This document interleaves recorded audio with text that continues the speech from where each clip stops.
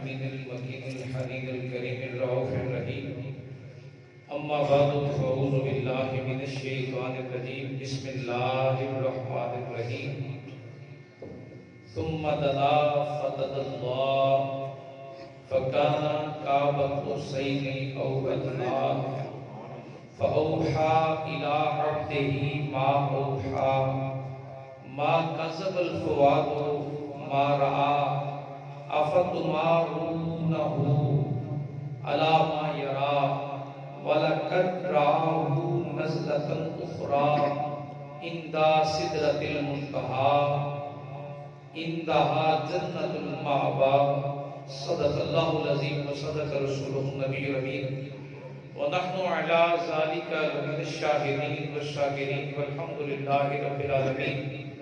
قال الله تبارك وتعالى في شان حبيبه مخبرا وأمرا إن الله وملائكته يصلون على النبي يا أيها الذين آمنوا صلوا عليه وسلموا تسليما. اللهم صل على سيدنا ومولانا محمد وعلى آل سيدنا ومولانا محمد وبارك وسلم وصل عليه. الصلاة والسلام عليك يا سيدي يا رسول الله. الصلاة والسلام عليك يا سيدي يا حبيب الله. الصلاة والسلام عليك يا سيدي يا نور الله وعلى آلك وصحابك يا خاتم النبيين. بعد حمد والصلاة في عظمت النبی صلی اللہ علیہ وآلہ وسلم. واجب الاحترام عزت معزز حاضرین و سامعین، اللہ جو تمہیں دا جتنا بھی شکر ادا کیا جائے وہ کم اور تھوڑا ہے کہ جس نے اپنے محبوب کریم صلی اللہ علیہ وآلہ وسلم کی امت میں پیدا کر کے آج کے دن میں کلمہ طیبہ پڑھتے ہوئے جمعہ المبارک کی برکتوں سے نوازا. یہ ماہ مقدس بڑی عظمتوں والا برکتوں والا ہے کہ اس ماہ مقدس میں جو 27ویں رجب شریف کی رات ہے وہ نبی پاک صلی اللہ علیہ وآلہ وسلم کی عظمتوں کی رات ہے.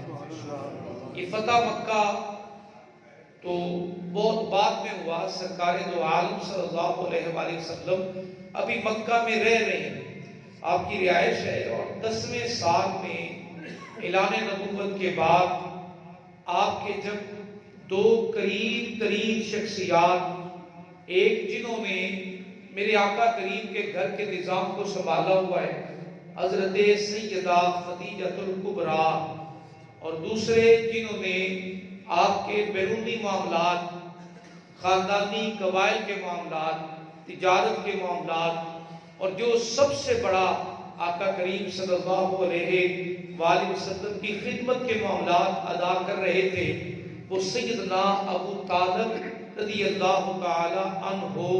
ان دونوں ہستیوں کا وصال ہو گیا. وہ دونوں ہستیاں آپ کو دنیا میں چھوڑ کر دار فانی میں تشریف لے گئی. یہ بات بعید از قیاس نہیں ہے کہ رسول خدا صلی اللہ علیہ وآلہ وسلم انسان نہیں ہے. آپ بشر بھی ہیں اور انسان بھی ہیں، اور بشریت کے تقاضے کے مطابق آپ کوئی بشر آپ جیسا بشر نہیں ہے. لیکن ان دونوں ہستیوں کے چھوڑ جانے کے بعد دل پر ملال اور بڑا بوجھ محسوس ہوا. اور دونوں ہستیاں جب چھوڑ گئیں، ایک گھر کا نظام سنبھالا ہوا ہے سیدہ خدیجہ الکبریٰ. ایک ہر آنے جانے والے باہر سے جو بھی سوالات اعتراض اٹھ رہے ہیں ان کو جواب دینے کے لیے حضرت ابو طالب رضی اللہ تعالی عنہ ہر وقت تیار ہیں. اب ایک بات بتائیے، جن سے دل کا تعلق جڑ جائے اور وہ بھی بڑے قریب اور محبت جن کے ساتھ ہو تو بندہ ان کو بلا نہیں سکتا ہے جن کے ساتھ وقت گزرا ہو. تو دونوں ہستیوں کے ساتھ میرے آقا کریم کا قلبی، روحی اور جو جسمانی تعلق ہے سیدہ خدیجہ الکبریٰ کے ساتھ، گھر میں رہنا، آپ کی عزت کرنا، تعظیم کرنا، گھر کے معاملات سنبھالنا، بچوں کی نگرانی کرنا، سارا مال اٹھا کر قدموں میں رکھ کر واپسی کا مت سوچنا، ایک دن بھی بحث اور جھگڑا نہ کرنا. اور حضرت ابو طالب کا بغیر کسی لالچ کے نبی پاک صلی اللہ علیہ وآلہ وسلم کے ساتھ وہ محبت کا رشتہ نبھایا جو رہتی دنیا تک ایک چچا کا بھتیجے کے لیے جو محبت ہوگا وہ ہمیشہ یاد کیا جائے گا. اس وفا کے پیکر وہ جب دنیا سے چلے گئے تو وہ سال میرے آقا کے لیے غم کا سال ہوا. اس سال کو میرے نبی نے عام الحزن کہا. اب یہاں لوگ پریشان ہو جاتے ہیں کہ تیسرے دن سوگ ختم کر دو. جن کے پیارے دنیا سے جاتے ہیں وہ سال بھر اسی نام سے غم کا سال گنتے ہیں. یہ آقا کریم نے خود کیا ہے. جن سے وفا ہو، جن سے محبت ہو، وہ ایسے چھوڑ کے چلے جائیں. تو اس لمحے پر اللہ رب العزت نے اپنے معبود کے قلب اطہر میں موجود وہ جو پریشانی تھی، وہ ایک لگن تھی، اس کا مداوا کرنے کے لیے معراج کی رات سرکار دو عالم صلی اللہ علیہ وآلہ وسلم کو سیر کروائی. کیا کروائی؟ بولیے. سیر کروائی. کس چیز کی سیر کروائی؟ کس وجہ سے سیر کروائی اور کیوں سیر کروائی؟ یہ بڑے سوالات ہیں. تو پہلا سوال اس میں کرتے ہیں کس چیز کی سیر کروائی؟ تو جواب آتا ہے جس چیز کے نبی پاک صلی اللہ علیہ وآلہ وسلم محبت کرنے والے ہیں اور جاننے والے ہیں، اور جس ذات کا تعارف بن کر آئے اس ذات نے اپنی قدرتوں کی سیر کروائی. قدرتوں کی سیر کروائی. اور کیوں کروائی؟ ظاہر ہے قلب اطہر مصطفیٰ کے غم کو ختم کرنے کے لیے اپنی محبت کے پیغام کو پہلے سے پڑھ کر یکسوئی کے ساتھ بارگاہ رسالت امام صلی اللہ علیہ وآلہ وسلم میں اس محبت کو اللہ رب العزت نے توحید کا پیغام دے کر عام اور کلیئر کر کے دنیا کے سامنے آنے کے لیے کہا. تو اس کے لیے سرکار کو سیر کروا کر اللہ نے محبوب اطہر کے قلب اطہر کو سکون کا سبب بنایا. اور اگلا سوال کہ نبی پاک صلی اللہ علیہ وآلہ وسلم کو سیر کی ضرورت کیا ہوتی ہے؟ ضرورت کیوں ہوتی ہے؟ یہاں بھی ایک بات آپ نے غور کر لیں کہ ضرورت واقعی نہیں ہوتی. جن کے پاس فرشتے آ رہے ہوں، وہی لے کر آ رہے ہوں، پیغام آ رہا ہو، لیکن ضرورت ہے. وہ اس لیے ہے 1,24,000 وہ نبی آئے جو دعویٰ کرتے ہیں کہ ہم نے اللہ کو سنا. اللہ کو سنا. اللہ کا فرشتہ ہمارے پاس آیا، اللہ نے وحی بھیجی. اور 1,24,000 انبیاء کرام میں سے کوئی یہ دعویٰ نہیں کر سکتا ہے کہ میں نے اللہ کو دیکھا. اور ایک ہستی جو یہ دعویٰ کرتے ہیں کہ میں نے اپنے رب کو دیکھا، رأیت ربی فی احسن صورت، میں نے اپنے رب کو بڑی سونی صورت میں دیکھا، تو وہ مقام ملا ہے وہ ذات مصطفیٰ صلی اللہ علیہ وسلم. یہ اس لیے ہے کہ آپ نے باقی سب آئے سن کر گواہی دینے والے، تیرے میرے محبوب آئے دیکھ کر گواہی دینے والے. اشہد ان لا الہ الا اللہ، یہ وہ کلمہ ہے جو گواہی کے مقام پر بنا. تو اللہ رب العزت کی زیارتوں کے بعد یہ کلمہ جب آپ نے بیان فرمایا تو فقط واحد ذات مصطفیٰ صلی اللہ علیہ وآلہ وسلم ہیں جنہوں نے اللہ کو دیکھا ہے. کیا بولیے ذرا؟ اللہ کو دیکھا ہے. اب جتنے سنا کر آ رہے تھے وہ تو بڑی تعداد ہو رہی تھی. ایک واقعہ ہو جائے، ہر بندہ کہے میں نے بھی سنا ہے واقعہ ہوا، میں نے بھی سنا ہے واقعہ ہوا، میں نے بھی سنا ہے. اب سب سننے والے کھڑے ہوں تو ان سننے والوں میں ایک آ کر کہے یہ سب سن کر آنے والے ہیں، میں وہ ہوں جو دیکھ کر آیا ہوں. سبحان اللہ. میں وہ ہوں جو بہت بڑے اعزاز کی بات، بہت بڑے مرتبے کی بات ہے.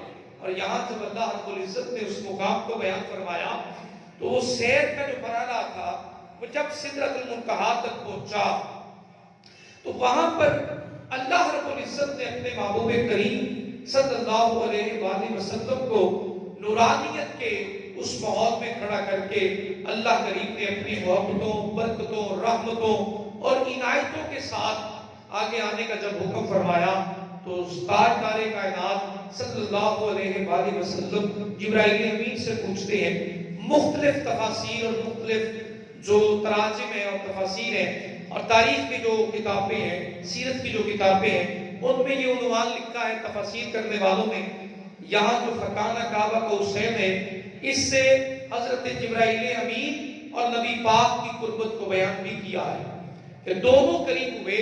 اور خود نبی پاک صلی اللہ علیہ وسلم نے حضرت جبرائیل امین کو 2 مرتبہ ان کی اصل صورت میں دیکھا. مفسرین نے یہ بھی لکھا ہے اصل صورت میں دیکھا. لیکن ایک بات ذہن نشین کر لیں، معراج جبرائیل امین علیہ السلام کو دیکھنا ہو سکتا ہے میرے نبی کا جو خود نبی پاک کی کلیاں چوم کر اعزاز پا رہے ہیں. نبی پاک صلی اللہ علیہ وسلم نے جبرائیل امین کو دیکھا، مفسرین نے لکھا ہے، یہ روایت میں موجود ہے. اور جبرائیل پاک کو 2 مرتبہ دیکھا. تو میرا سوال آپ سے ہے، کیا نبی پاک صلی اللہ علیہ وسلم کی معراج صرف جبرائیل امین کو دیکھنے سے ہو گئی؟ جو بلانے کے لیے آتے ہیں اور کہا جاتا ہے دروازہ بھی دستک نہیں دیتی، تکلیف نہ ہو چھت کھولیے اندر اتریے، آواز دے کر بھی نہیں بلانا، استیقظ یا رسول اللہ، اٹھیے میرے آقا، یوں بھی نہیں کہنا. تو باری تعالیٰ پھر بلانا کیسے ہے؟ تو جواب آیا، یہ جو آپ کے ہونٹ کافوری بنائے ہیں نا، ٹھنڈے ہیں، آج کے دن کے لیے بنائے ہیں. تمہیں میرے نبی کے پاؤں کی تلیاں نظر آ رہی ہیں، ان پہ بوسہ دو، سردار خود اٹھ جائیں گے، سبحان اللہ، خود بیدار ہو جائیں گے. جب جبرائیل امین نے ان قدمین پر اپنے ہونٹ رکھے، آقا نے آنکھیں کھولی اور دیکھ کر پوچھا، جبرائیل کیا کر رہے ہو؟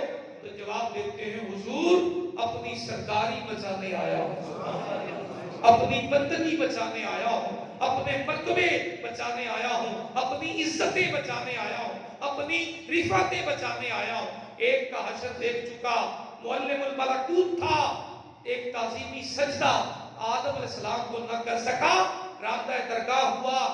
آج قدم چوم رہا ہوں تاکہ آنے والوں کو رہتی دنیا میں تسلی ہو جائے. استاد شاگردوں کے قدم نہیں چومتے، وہ نبیوں کے امام ہیں.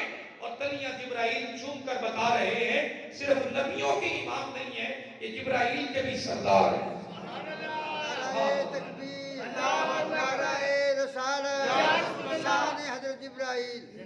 یہ تلیاں چوم کر بتا رہا ہوں کہ صرف نبیوں کے امام ہی نہیں ہیں، میرے بھی سردار ہیں. تو بلانے کے لیے آئے، وہ قدم چومے اور کہا، حضور اللہ نے آپ کو بلایا ہے، تیاری فرمائیے. سواری بھی منتظر ہے، میں بھی رہنما آپ کے ساتھ ہوں. اب یہاں ایک مغالطہ ذہن میں آتا ہے کئی لوگوں کے کہ نبی پاک کو پتا ہوتا تو جبرائیل لینے آتے. سن لیں، یہ بھی دور کر لیں، جب کسی وی آئی پی کو، مہمان خصوصی کو بلایا جاتا ہے تو جو پروٹوکول ہے، دنیا کا رواج ہے، وہ ان کے شایع نشاں بھیجا جاتا ہے. یہاں نبیوں کے امام جا رہے ہیں، ادھر روح الامین کو ان کی خدمت میں بھیجا گیا ہے کہ خود بھی آ سکتے ہیں. پر جبرائیل آپ جاؤ نا، آپ لے کر آؤ تاکہ پتہ چلے کہ جو لینے آیا ہے وہ رہنما نہیں ہے، وہ مصطفیٰ کریم کے لیے خدمتگار بن کر آیا ہے. سبحان اللہ، سبحان اللہ، سبحان اللہ. یہ جو نسبتیں ہیں آپ کے ساتھ، اور ساتھ میں پتہ چلے میرے نبی کے ساتھ وقت گزارنا. سنو، مسجد حرام سے مسجد اقصی لے جانا، وہاں میں نے سارے نبی بلائے ہیں. اور یہاں بڑے لوگ کہیں گے کہ روحوں کی نماز ہوئی تھی. نماز روحوں کی نہیں ہے، نماز جسموں کی ہے. نماز کیا ہے؟ جی بولیے. نبیوں نے روحوں سے نماز نہیں پڑھی. تمام نبی جسموں کے ساتھ موجود ہیں اور جسمانی حاضری ہے. کل کائنات عالم کی نبوت وہاں جمع ہے اور وہاں پر حسین و جمیل نبی کھڑے. کوئی ایک نبی بھی مرتبے میں کم نہیں، کوئی ایک نبی بھی شان میں کم نہیں ہے. وہاں حضرت آدم بھی موجود ہیں، وہاں حضرت نوح بھی موجود ہیں، وہاں حضرت ابراہیم بھی موجود ہیں، وہاں حضرت یوسف جیسے حسین بھی موجود ہیں، وہاں حضرت داؤد جیسے مقام والے بھی کھڑے ہیں، وہاں حضرت سلیمان جیسے شان والے بھی کھڑے ہیں. اب سارے انبیاء کھڑے ہیں اور بشریت ساری اقصی میں موجود ہے. تو اعزاز ملا وہاں امامت کروانے کے لیے تشریف لاتے ہیں تو محبوب خدا جلوہ گر ہوتے ہیں. آج کسی کو چھوٹا سا منصب مل جائے نا، چلے کسی کی طرف کیا جانا. آج اگر پاکستان میں اعلان ہو جائے کہ امام کعبہ تشریف لا رہے ہیں تو کیا حال ہوگا؟ جگہ نہیں ملے گی ان کے پیچھے سجدہ کرنے کے لیے. لوگ اتنی محبت سے آئیں گے. ایک اس مسجد میں جماعت کرانے والا امام ہے، ایک بادشاہ مسجد میں جماعت کرانے والا امام ہے، ایک فیصل مسجد میں جماعت کروانے والا امام ہے، ایک مسجد حرام میں اور مسجد نبوی میں جماعت کرانے والا امام ہے تو انسان، فضیلت اور مرتبے بلند ہیں، ہر شخص دوڑتا آئے گا، یہ بات تو طے ہے نا، دل تو کرے گا نا ان کی تکبیر میں ایک بار سجدہ نصیب ہو جائے، وہ جس راستے سے گزرے وہاں کھڑا ہونا نصیب ہو جائے، کیوں؟ امام کعبہ آ رہے ہیں۔ اب یہاں ایک بات قابل غور ہے، ہر نبی اپنی امت کا نبی ہے، جن کو ملنے سے نبوت کے راستے پر نبی کھڑے ہیں، اور ہر نبی اپنی قوم اور امت کے نبی ہیں، مسجد کے امام نہیں ہیں، اپنی قوم کے نبی ہیں، اپنی قوم کی نبوت والے نبی کھڑے ہیں اور بڑی شان والے کھڑے ہیں، کوئی ایک بھی مرتبے میں کم نہیں ہے۔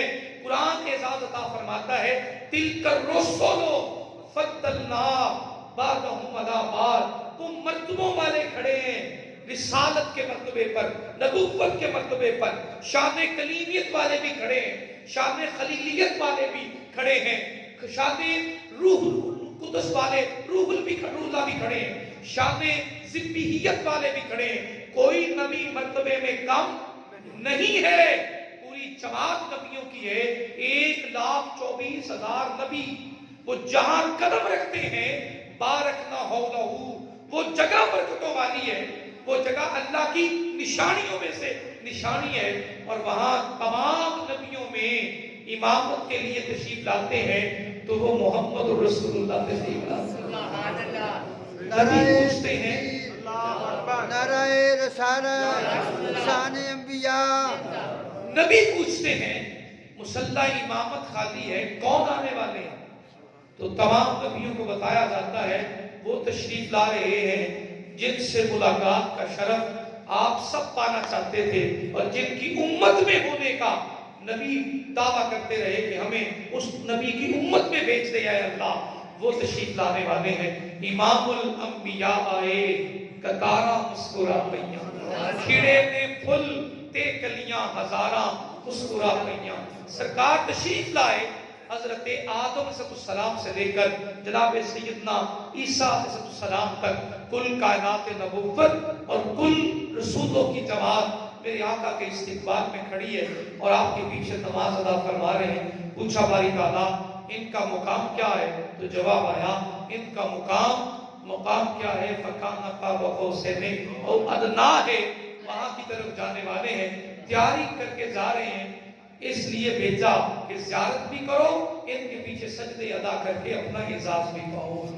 ویسے خوش قسمتی نہیں ہے، اتنی بڑی شان، اتنا بڑا مقام ہمارے نبی پاک صلی اللہ علیہ وسلم کو اللہ نے عطا فرمایا، یہ امت کے لیے خوش قسمتی، خوش بختی ہے۔ اب چلیے ذرا آگے، اس کے بعد جو اگلا مرحلہ شروع ہوتا ہے وہ اس سے بھی زیادہ کمال والا ہے۔ یہ تو زمینی کائنات میں موجود نبیوں کی جماعت ہے، اب آسمانی کائنات کے تمام ملائکہ سب در سب سرکار کے استقبال میں کھڑے ہیں۔ اس رات میں ہوا کیا؟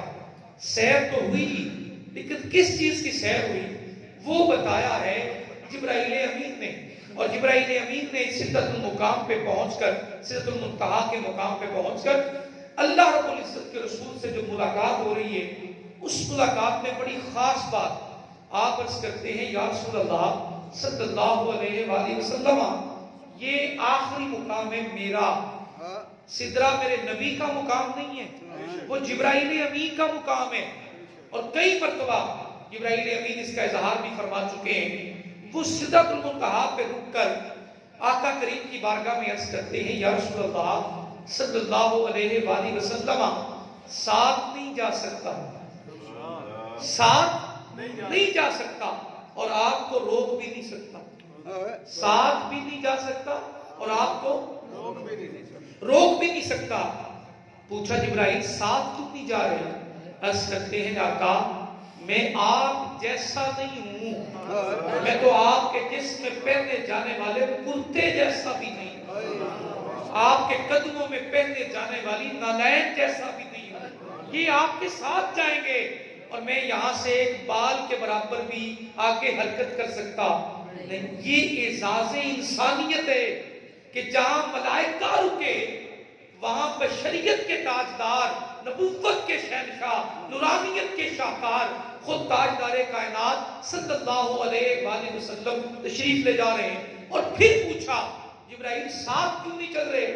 حضور اس لیے نہیں جا رہا کہ میں آپ جیسا نہیں ہوں، آپ کو روک نہیں رہا کیونکہ آپ میرے جیسے نہیں ہیں، آپ مجھ جیسے ہوتے تو رک جاتے نا۔ یہاں بھی کئیوں نے کہا ہے کہ نبی پاک بشر ہے، نبی پاک نور ہے، میرا دونوں پر ایمان ہے۔ جنہوں نے کہا بشر ہے، ہمارا ایمان ہے آقا بشر ہے، لیکن کوئی کائنات کا بشر نبی پاک جیسا نہیں ہے۔ جنہوں نے کہا کہ نور ہے، حق کہا کہ نور ہے، بشر کہنے والوں نے بھی ٹھیک کہا، نور کہنے والوں نے بھی ٹھیک کہا، لیکن دونوں نبی پاک کی شان کے جز بیان کرتے رہے۔ بشر کہنے والوں نے بھی نبی کی شان کا جز بیان کیا اور نور کہنے والوں نے بھی نبی کی شان کا جز بیان کیا۔ اگر نور ہے تو نور تو سدرہ پہ رک رہا ہے، جبرائیل امین رک نہیں رہے، نور تو رک رہا ہے، آپ بھی رک جاتے ہیں، آپ کیوں جا رہے ہیں؟ پھر پوچھتے ہیں جبرائیل چلو ساتھ نہیں جاتے، اتنا ہی بتا دو آگے راستہ کتنا ہے، چوک کتنے ہیں، موڑ کتنے ہیں، کس طرح جانا ہوگا؟ تو جواب میں عرض کرتے ہیں آقا اگر راستوں کی خبر ہوتی، جانتا ہوتا، علم ہوتا تو ساتھ نہ چلا جاتا۔ کیسے بتاؤں میں ان راستوں کو جانتا ہوں، میں تو گیا ہی نہیں۔ یہاں پھر قرآن دامن جو ہے نا وہ ہاتھ پکڑتا ہے اور منزل تک پہنچاتا ہے۔ جواب آتا ہے ما ضل صاحبکم وما غوا۔ میرے نبی کا وہ جو سفر شروع ہوا، یہاں تک نورانیت، اقصا تک بشریت، اور جو سدرہ سے آگے سفر شروع ہوا وہ حقیقت مصطفیٰ کا سفر ہے، صلی اللہ ہو۔ یہ حقیقت مصطفیٰ کا سفر ہے جو یہاں سے شروع ہوتا ہے۔ اب جب چلنا شروع کیا تو قرآن میں آتا ہے صحابہ کرام اپنے گروہ لگا کر بیٹھے ہیں اور آپس میں ڈسکس کر رہے ہیں، کہتے ہیں نبی پاک کے پیچھے چل پڑے نا، کوئی راستہ نہ دیکھا ہو اور نبی پاک ساتھ ہو تو راستوں پر ایسے لے جاتے ہیں جیسے سارے راستے نبی پاک نے دیکھے ہوئے ہیں۔ یہ صحابہ نبی پاک کی شان بیان کر رہے ہیں کہ جیسے دنیا کے سارے راستوں کے نقشے سرکار کے خوبصورت علم میں موجود ہیں اور نبی پاک صلی اللہ علیہ وسلم ہر راستے پہ ایسے جاتے ہیں جیسے دیکھے ہوئے ہیں۔ یہ زمین پر بات ہو رہی تھی، جواب اللہ نے بھی اس میں بھیجا اور کہا تم دنیا کے راستوں کی بات کرتے ہو، یہاں راستے بھی ہیں، چوک بھی ہیں، سمت بھی ہے، بتانے والے بھی ہیں، سب موجود ہیں، تمہیں تمہارے صاحب کے اس راستے کی خبر نہ بتائیں جہاں راستہ بھی نہیں تھا، بتانے والا بھی نہیں تھا، چوک اور موڑ بھی نہیں تھے، سمت بھی نہیں تھے، وہاں جب تمہارے صاحب آئے ما ضل صاحبکم، وہ جو تمہارے ساتھی ہیں نا رسول خدا، جب اس راستے پر آئے ما ضل صاحبکم وما غوا، ایک لمحہ کے لیے راستے سے ہٹے نہیں، وہ ایسے چلتے آئے جیسے ان کا روز کا آنا جانا ہے۔ سبحان اللہ، سبحان اللہ، سبحان اللہ، اس مقام پر ایسے چلتے آئے جیسے ان کا روز کا آنا جانا ہے۔ تم زمینی راستوں کی بات کرتے ہو، یہ کیا کمال ہے؟ وہ تو راستہ ہی وہ ہے جہاں راستہ بھی نہیں تھا، کوئی بتانے والا بھی نہیں تھا، جب وہاں قدم رکھے تو وہاں بھی یوں ہی چلتے آئے جیسے روز کا آنا جانا ہے۔ دو باتیں کلیئر کر دوں، جنہیں لگتا ہے کہ نبی پاک صلی اللہ علیہ وسلم کی شان آپ اگر نہیں سمجھیں گے، نہیں بیان کریں گے تو کم ہو جائے گی، وہ اپنا دماغ سے یہ غبار ہٹا دیں۔ جن کی شان میں قرآن پاک آیا ہو ان کی شان تیرے میرے جیسے گناہگاروں کے لفظوں سے کم نہیں ہونے لگی، یہ اپنی منافقت کے اظہار ہے۔ اور ہوا بھی، اس واقعے کے بعد ہوا بھی، کئیوں نے کہا یہ خواب کا واقعہ ہے، ظاہر ہے ہر بندے کی اپنی عقل ہے، کئیوں نے کہا یہ خواب کا واقعہ ہے۔ یہاں ایک بات تو قابل غور ہے، اگر خواب کی بات ہوتی تو کافروں کو اسے ماننے میں کوئی اعتراض تھا؟ نہیں، سمجھدار بیٹھے نا سارے۔ اگر خواب کی بات ہوتی، خواب کس کو نہیں آتی، اگر خواب کی بات ہوتی تو کافروں کو ماننے میں کوئی اعتراض تھا؟ یہ تو جسم کی بات ہو رہی تھی کہ میں رات میں مسجد حرام سے مسجد اقصی ٹریول کیا، پھر اسی ٹریولنگ کے ساتھ سدرہ اور پھر کعبہ کوثر کی خوبصورت ترین تنہائیوں میں گیا۔ یہ جو مقام آپ نے سفر کا بیان کیا، یہ جسم کا بیان ہوا، اسی پر تو کافر بھڑک اٹھے کہنے لگے یہ ممکن نہیں ہے کہ کوئی چلا جائے. تو اللہ نے کہا تم ممکن مانو نہ مانو میرے نبی پاک نہیں جا سکتے. یہی کہتے ہو نا سبحان الذی، تمہاری بات مان لی کہ نبی نہیں جا سکتے. سبحان الذی اسرا بعبدہ، اگر پاک ہے وہ ذات، اللہ لے جانا چاہے تو کیا اللہ لے جا سکتا ہے؟ تمام اعتراض کا جواب دے دیا نبی نہیں جا سکتے. اگر لے جانے والا لے جانا چاہے تو وہاں اب زبان بند ہے، اللہ تو لے جا سکتا ہے. تو کہا نبی کا جانا سمجھ نہیں آتا تو میرا لے جانا تو سمجھ آتا. اب یہاں ایک بات اور شامل کر لیں. نبی پاک صلی اللہ علیہ وآلہ وسلم کے اس عظمت والے، مقام والے، مرتبے والے واقعے کے بعد دو عقلیں بن گئیں، دو پیمانے بن گئے. یہ مکہ کا واقعہ ہے اور ہجرت سے 3 سال پہلے کا سرکار دو عالم صلی اللہ علیہ وسلم کا یہ واقعہ ہے. اور جسم کے ساتھ ہی تو ہے، آگے بتاتا ہوں آ کر وہ کیسے پھر وہ تسلیاں کرتے ہیں، شامل کرتا ہوں وہ حصہ بھی. وہ ابو جہل اٹھا اور آ کر دروازہ سیدنا صدیق اکبر پہ آ کر کہتا ہے بھائی سمجھدار ہو، ایک بات پوچھنے آیا تھا. آپ نے فرمایا بول. کہنے لگا اگر کوئی شخص یہ دعویٰ کرے، کوئی شخص یہ دعویٰ کرے کہ میں ایک رات میں مسجد حرام سے مسجد اقصی گیا، پھر 7 آسمان گزر گیا، سدرہ سے بھی آگے گیا، اور پھر میں اللہ سے ملاقات کر کے واپس آیا، میرا بستر بھی گرم تھا، کنڈی بھی ہل رہی تھی، پانی بھی چل رہا تھا، بات مان لے سکتے ہیں؟ تو تیرے میرے آقا سیدنا صدیق اکبر رضی اللہ تعالی عنہ نے جواب ارشاد فرمایا کوئی شخص دعویٰ کرے تو نہیں مان سکتا، کوئی شخص دعویٰ کرے تو نہیں مان سکتا. تو جواب میں کہتا ہے جس کے تم کلمے پڑھ رہے ہو انہی ہستی نبی پاک صلی اللہ علیہ وسلم نے، تیرے محبوب نے، محمد رسول اللہ صلی اللہ علیہ وسلم نے دعویٰ کیا. یہ بات سننی تھی، آنکھوں میں چمک آ گئی. آپ نے کہا ابو جہل تو نے پوچھا ہے کوئی دعویٰ کرے، پہلی بات تو یہ ذہن میں رکھ لے میرے سونے نبی کوئی نہیں ہے، اور دوسری بات بھی سنتا جا ابھی میں ان سے ملا نہیں ہوں، ان سے جا کر پوچھا نہیں ہے، ان سے ملاقات نہیں ہوئی، پر تو بھی سنتا جا اگر انہوں نے ایسا کہا ہے جیسے تم کہہ رہے ہو تو پھر یقین کر لو وہ گئے بھی ہیں اور آئے بھی ہیں. نعرہ تکبیر، نعرہ رسالت، شان صدیق اکبر. وہ گئے بھی ہیں اور بڑا موقع ڈھونڈ رہا تھا ذلیل کرنے کا، سرکار دو عالم صلی اللہ علیہ وسلم کی عزت اچھالنے کا.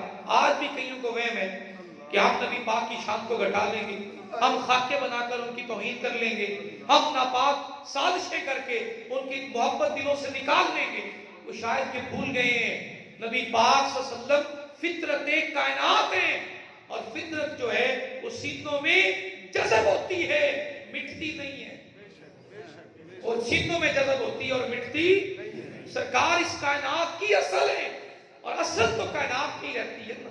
مٹنے ہیں تو آپ کے دشمنوں نے مٹنا ہے، مخالفوں نے مٹنا ہے، آپ کا تو چرچا بڑھتے چلے جانا ہے.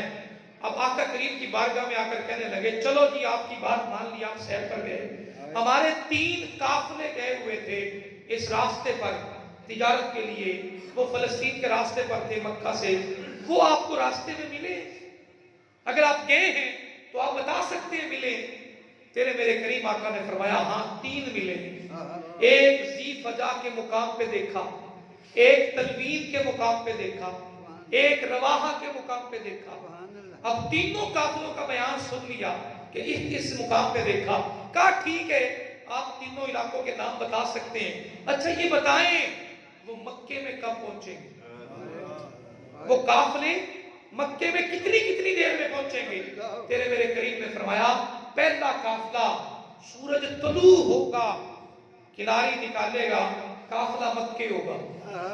دوسرا سورج سر پر آئے گا، قافلہ مکے پہنچ جائے گا. اور تیسرا سورج غروب ہونے کے قریب ہوگا، کناری غروب ہو رہی ہوگی، اور تیسرا قافلہ بھی مکے پہنچ جائے گا.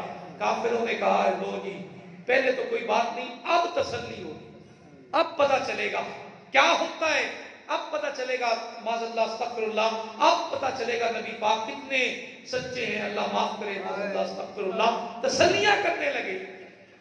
رات بھر دونوں جانب نیند نہیں آ رہی. ایک جانب نیند اس لیے نہیں آ رہی کہ سویرے نبی پاک صلی اللہ علیہ وسلم کی توہین کرنے کا موقع ملے گا، اللہ معاف کرے، معذ اللہ استغفر اللہ۔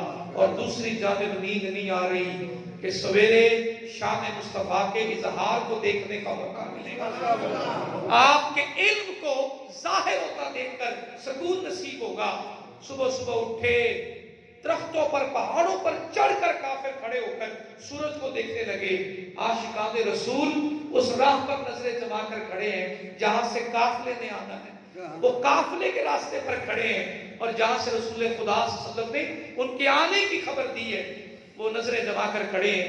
کافر بولنے لگے، وہ دیکھو سورج نکل آیا۔ ایمان والوں نے بھی نعرہ لگایا، اگر سورج نکل آیا تو مصطفیٰ کریم نے جو فرمایا پہلا قافلہ بھی مکے پہنچا۔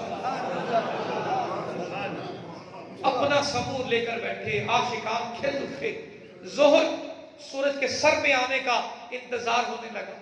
جیسے سورج سر میں پہنچا، اعلان کرنے لگے سورج سر میں آ گیا، تو ایمان والوں نے بھی کہا دیکھو دوسرا قافلہ بھی مکے پہنچ آیا۔ شام کا وقت آیا، سورج آخری کنارے پہ کھڑا ہے اور نظریں تھکی جا رہی ہیں دیکھنے والوں کی، اور راستے میں جو منتظر ہیں وہ بھی انتظار کر رہے ہیں۔ دونوں جانب اپنی اپنی جہتیں ہیں، ایک مخالفت رسول میں ہے، ایک غلامی رسول میں ہے، دونوں وقت گزار رہے ہیں، پر دونوں کا وقت بڑا عجیب ہے۔ ایک نبی کی توہین کے لیے ہے، ایک نبی کی عزت اور تقدیس کے لیے ہے۔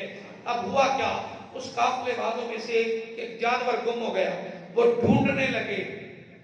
سورج غروب ہونے کے قریب ہوا تو جانور ڈھونڈنے لگے، تھوڑے دیر ہو گئی، کافروں کی آنکھیں تھکی جا رہی، سورج غروب نہیں ہو رہا۔ سورج تم کیوں نہیں غروب ہو رہے؟